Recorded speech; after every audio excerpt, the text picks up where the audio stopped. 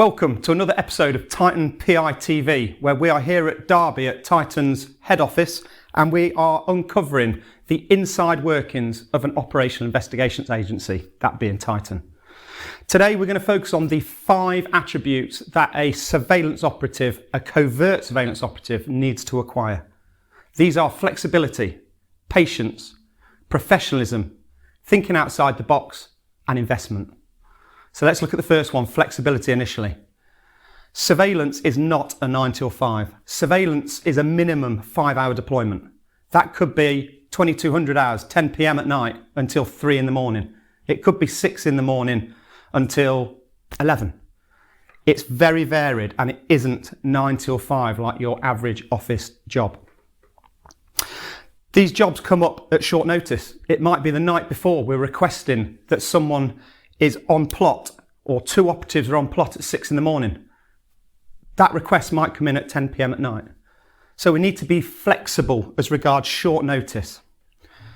We might be on a 5-hour deployment because that is the minimum deployment we do. We start at 6, we get to 11 a.m. and the client asks to extend. So we need to be flexible in regards to extending our deployment time. It might be that our subject of the day, who is our main interest, meets someone who is of more interest. And we have to be flexible because the client might request that we swap our subject or we go with an associate who our initial subject meets. So flexibility is key. The second one we mentioned is patience. The nature of surveillance, there is a lot of downtime. It's very rare that you will have a deployment which will start at 9 in the morning and you'll be flat out until the closure or termination of that deployment. So because of that, as a successful covert surveillance operative, we need to be able to use our time. If we haven't got the visual on the address where the subject is, or the shop where the subject is, or the office where the subject is, we have got downtime. Initially, we have to plan for that initial movement. So when the subject comes out, we need to be in a position to be able to go with. Once we've done that, it's a matter of waiting and being a coiled spring. So as an operative, you need to be able to fill your time. It might be that you have a snooze, but once again, you need to be like a coiled spring when that standby happens. It might be that you play on your phone various apps. It might be that you do a crossword. But you need to be able to fill your time. Number 3, professionalism. If you do this for a job, you are a professional. Okay, so we need to act like a professional. So we don't just turn up, we have an invested interest on the outcome. Whatever that outcome might be, there's nothing worse than having operatives that just turn up for the money, which is usually £25 an hour, and then go home at the end and they've got no invested interest on the outcome. We're professionals, let's act like it. We need to arrive early. There's nothing worse than that opening shot for the report which goes to our client. If it's a 9 o'clock start, that being at 5 minutes past 9, that's not professional. Let's have that opening shot at 5 minutes to 9. And when we do the closing shot to prove that we were on the deployment until this time, if we finish at 9 at night, let's not take that imagery before 9 p.m. We do it slightly after or bang on 9 o'clock. When we arrive to a plot, we've potentially travelled some distance from our home address or from our office. With the inclement weather in the UK, your windows can be dirty. So the first thing you need to be doing is cleaning your windows. Not just where the wipers go, the whole window. So we need to be carrying some sort of squirty liquid, whether it's just water in a bottle, and then something to clean the windscreen with. And all your windows need to be cleaned because it affects the grade of the imagery if there's dirt on your windows. Or if there's some cack on the window, the last thing we want is our camera focusing on that instead of beyond it and what we want to capture in our imagery. We want to avoid the internals of our car. Our client does not want to see the internal of our observation point, so a bit of dashboard or a rear view mirror or the A-pillar on a door. Let's set our frame up so it looks professional because we are professionals. This is our profession.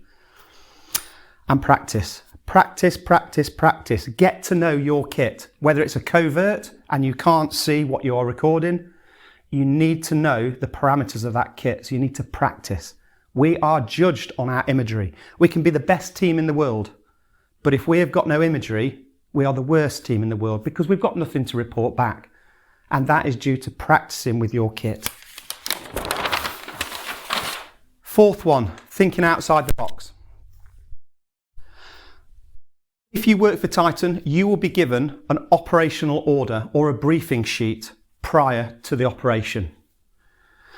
That briefing sheet will include the intent, so what our intentions are for this operation, what our objectives are. Information, so information about the subject, information about the background of the subject, why this has come about, who they might meet, what their itinerary might be. Then we go on to the method. So how are we going to carry out this intent? Then there'll be admin, which will be things like which radio channel we're using. We're going to be looking at communications. So who's providing the communications? If there is a compromise, where are we going to go? Where is a safe place? Where are hospitals? And then we're going to look at health and safety. All of this is contained on the operational order.